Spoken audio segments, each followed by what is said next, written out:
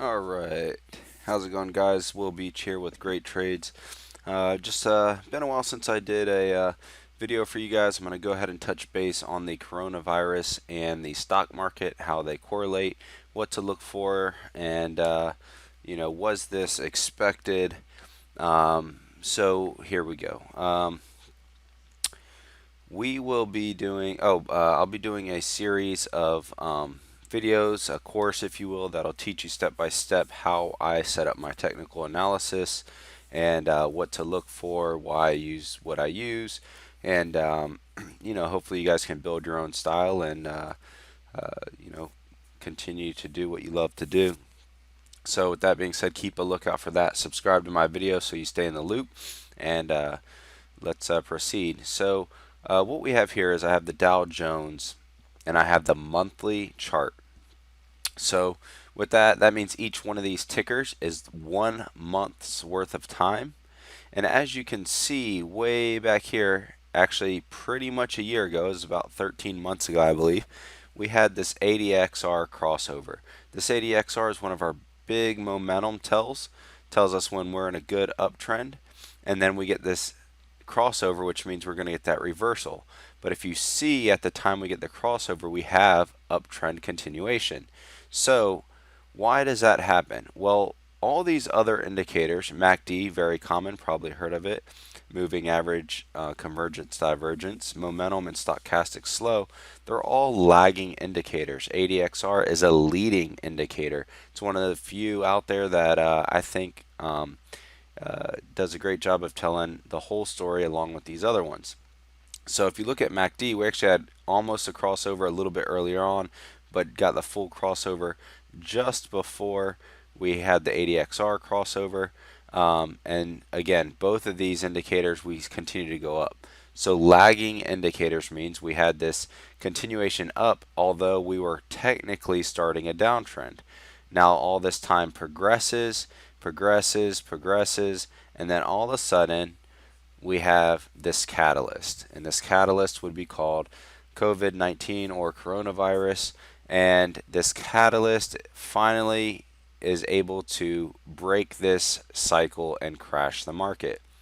Well, basically, it was bound to happen. We've gone from 2009 all the way up to this point, and you're in times of recession. I mean, it happens every about 10 years or so, and it's been long overdue. So was it expected? Yeah, it was expected that this would happen. When? You never know exactly. However, there's catalysts like this that do it.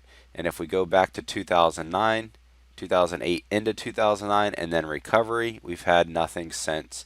Good luck. We had a little bit of an eye opener back here, and then the crash here. Now, what should we expect from this?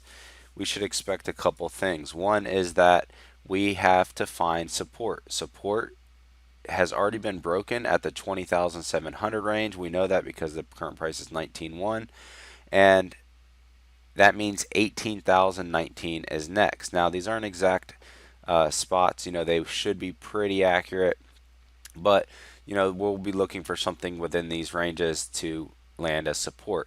Now, can 20,700 hold as support?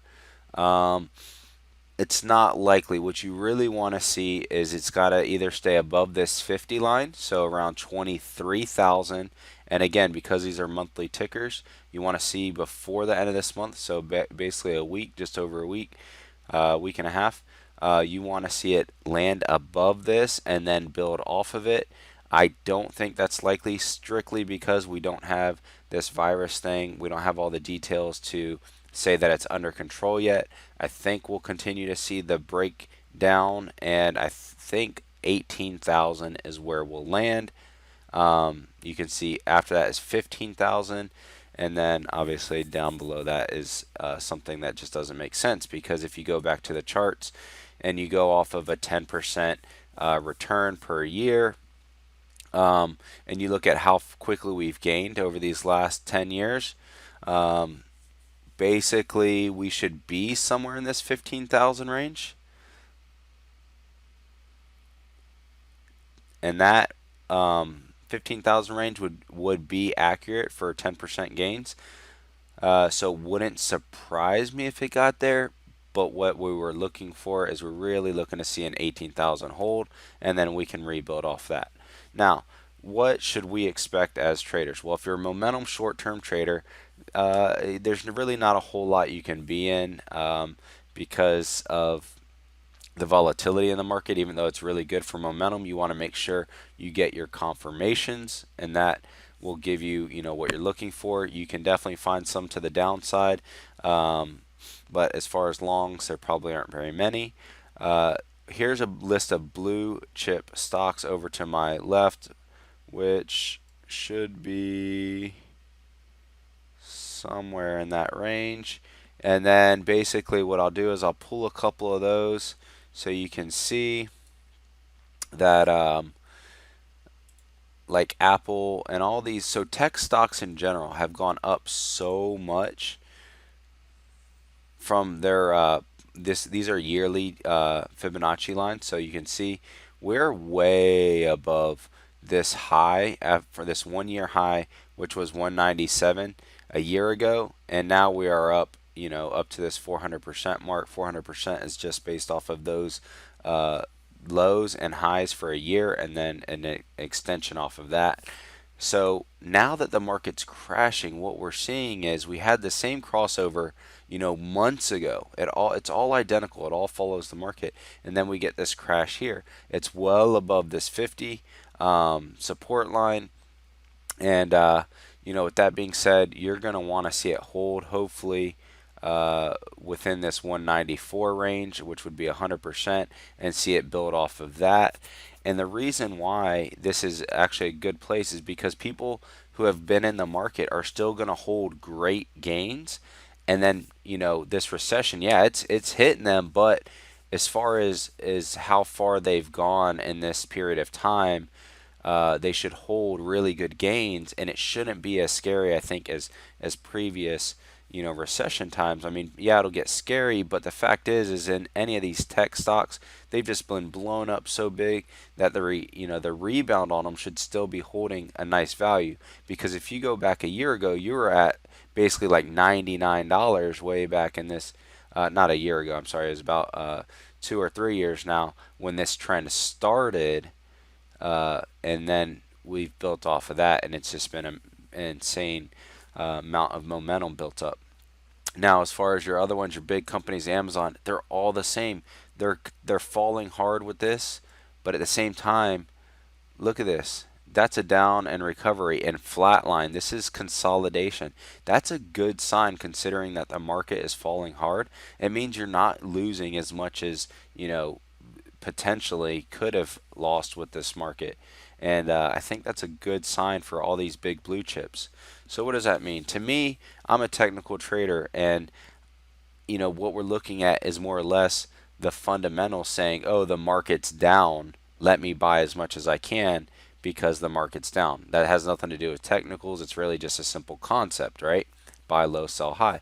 Well, any of these blue chip stocks have been, deemed blue chip for a reason. They're just big companies that last through the ages. So in these times, it wouldn't be a bad thing to start accumulating them. I do think there is still some downside to this market, but these prices that they've fallen to, I think are about as good as it's going to get. I mean, if we drop down to the 18,000 range, they'll come down a little bit more, and you'll see even better prices. I don't know until obviously we get to that point. If that support breaks and we fall to 15, I mean, there's no bigger green light to buy than that retracement back on the Dow Jones at 15,000. But I think 18,000 should hold. But so I'm really, kind of anxious to see that. Now, as far as the technical side, there's no buying at this point on the technical side for these, because obviously they're all on a downtrend. In technicals, they're all on a downtrend. There's no long-term buys yet confirmed, at least, and we know that because of these indicators here. So we can keep watching and watching and watching until they do. What we always like to see is 50-day moving average support. So if this were to keep falling, we'd actually be looking at this 50-day moving average to land it as support, which is somewhere in the 1300 range, which would be another $500 downside to Amazon. Will we see that? Maybe for a split second. Who knows? Um, you can always put in buy limits when you draw out your Fibonacci's and you see these support lines. 1400 might be a good place to say, oh, let's throw out, a buy limit at 1400, see what we get. Things like that. But there's no confirmations. As a technical trader, there's no confirmations. Those would just be, guesses based on, the downtrend of the market, where support lies, and, trying to get the turnaround. And those would be long-term plays. If you were going to, start accumulating these big companies, those would be long-term plays.